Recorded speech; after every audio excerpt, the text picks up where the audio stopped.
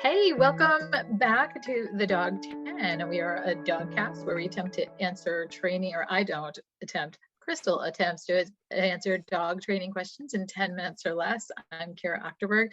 I am an author and advocate for shelter and rescue dogs. And the star of the show is actually Crystal Dunn. Crystal, you want to give them a quick who you are?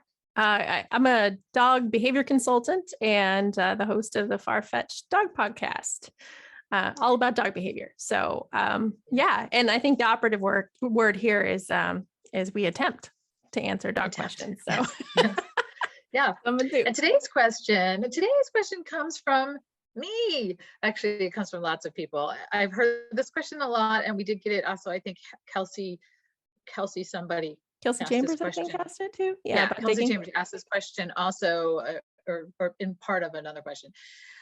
So the question is, how do you keep your dog from digging where you don't want them to dig? So like, we just moved to this little house in Virginia. We used to live on a farm in Pennsylvania. So digging there wasn't so much of an issue. There were 6 acres to dig on, and generally it wasn't that big of a deal. But we now have this little teeny tiny yard.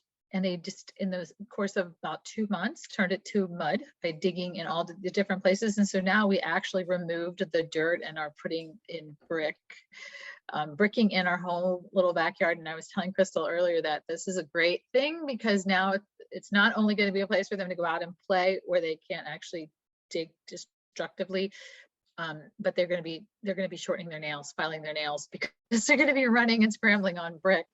And actually, that said, we are putting in a sandbox for them, and I'm hoping they're going to understand that that's where they should dig. So how do you keep your dog from digging where they shouldn't? What's the answer? You kind of touched on it. I think it's important to remember dogs are going to be dogs. You can't train the dog out of a dog, which kind of defeats the purpose of having a dog anyway, right? Right. But some dogs are bigger fans of digging than others. And I understand it's a problem behavior. Sometimes I've had dogs who were big time diggers myself, and it can really mess up your yard and your gardens. So offering an outlet for this behavior, of course, is extremely important. But you have to also know why your dog digs. And a lot of people assume that dogs dig for the same reasons, but there's actually a lot of reasons for a dog to dig. They might be digging to get out of a fence, for example. And this is really common with intact dogs. So, neuter, spay your dogs and curb some of those escapist tendencies in the process, because if your dog is intact and they smell a bitchin' heat anywhere within a 3-mile radius, they're going to dig out of your yard, or they're going to jump that fence if they're big enough. So that's one reason that they dig. Sometimes even spayed and neutered dogs are going to dig to get out of a fence, just because some dogs are escape artists. So it might also have to do with just further securing your backyard to make sure that they can't get out. This can happen with, various, installations around your fence, from chicken wire to just making it taller. But it can also be, there's some little cheats there where you can use like dog poop and stuff like that in any kind of exposed dirt areas to deter a dog from putting their paws and nose in there. I was going to ask you if that's the one, because that's the one I used to use, was to take a little bit of, when I was cleaning up the yard, put little bits of poop in all the holes where they would dig when I didn't want them to dig. And I didn't know if that was like, a wives' tale. It did seem to work.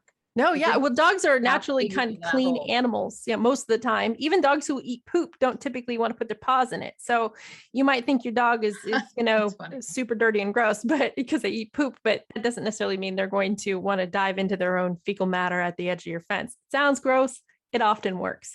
So that's one way to kind of help secure your fence, especially for a dog who, isn't a super fan of rolling in their own poop. But dogs dig for other reasons too, right? So they dig out of boredom, which is another big one. Sometimes it's just a favorite pastime. If you have a dachshund or a hound, Often any kind of hound, right?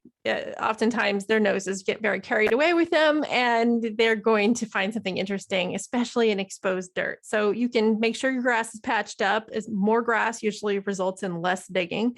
More exposed little patches of dirt are going to draw their nose in more for bugs and whatever else is in there, and they might be more prone to digging in those areas. So, treat your lawn to some good, maintenance, and that can help.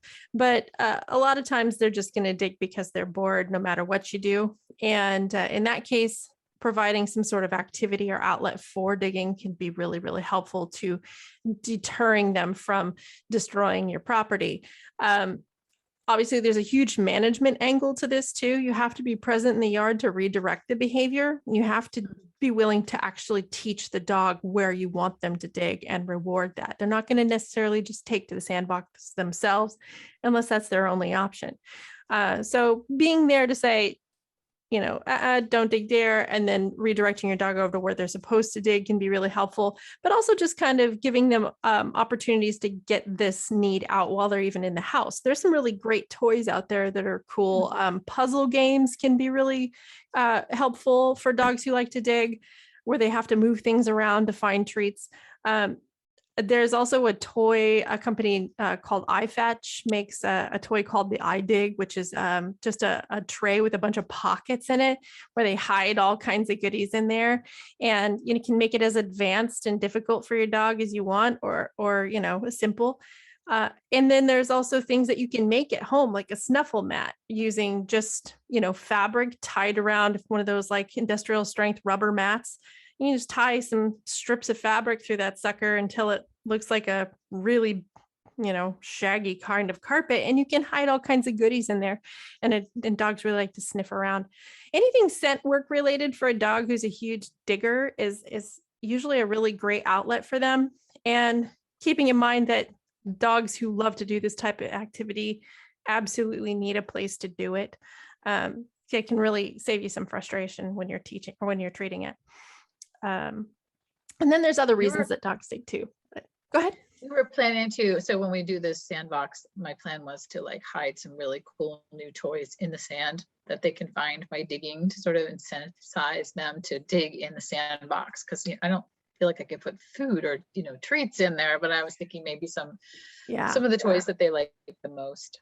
Yeah, that's a good point too. If you have multiple dogs, you don't want to put things in your sandbox that they're going to compete over, like food, especially if you have dogs that resource guard around each other. But it's also worth mentioning that you might have to teach it as a game as well. So oftentimes, we put something out there and they're like, here's your toy, enjoy. And we kind of walk away and the dog's like, what do I do with this? So you might actually have to teach the game on a much simpler level. Let your dog see the thing of value in your hand as you put it into the sand, or even just on top of the sand at first, and then release them to find it. And do that a number of times, making it just slightly more difficult every time until they learn the game. And once they know the rules of the game, you can start making it more and more difficult. That goes with scent work in general in your house too. Like one of my favorite activities with my dogs is I'll put them in a sit stay in the kitchen, especially when it's raining outside and I know they're pent up. And I'll take a handful of treats, and my dogs don't resource guard with each other, just to put that out there. They share pretty well. So I'll take a handful of like little biscuit treats and scatter them all over my house. Now, at first, it was a really simple game where it was just they were on the floor and I told them to find them. Now I can put them literally behind a couch cushion, underneath the dog bed, in the toy bins. And they've learned over time to check all these places, and then they get more creative on their own. And you can see them really engage their sniffer, which is really a cool thing to watch. And they know the game. As soon as I release them to find it, they will just scatter in the house, and they'll go in every room now. And I don't have to worry about them missing any of the food either. They will find every single last morsel. Yep. That would be my worry. Yeah. At first I worried, but have mice. They really love food. They're not going to miss it. So yeah, that seems like a really fun game. Yeah. See, so it's a bonus, not just how to keep your dog from digging, but how to entertain your dog on a rainy day. Oh, and I should mention too, another reason that dogs dig is to keep cool.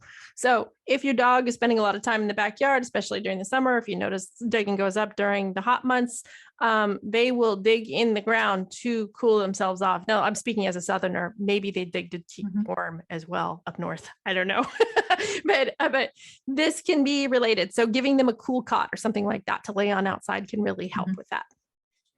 Or baby pool. Yeah. Well, great. Well, thank you. And thanks all of you. If you guys have a question that you would like Crystal to answer, please feel free to leave us the question here in the notes somewhere under wherever you're watching this. And or you can email me. You can find me through my website, carawrites.com, Cara's with a C. And Crystal, how can they find you if they have questions they want to send you for the next Dog 10? Email me questions at farfetchpod@gmail.com or drop them in the comments on any of the socials. I'm at farfetchpod on Facebook, Instagram, all that good stuff. Awesome. Thanks. Awesome. See you next time.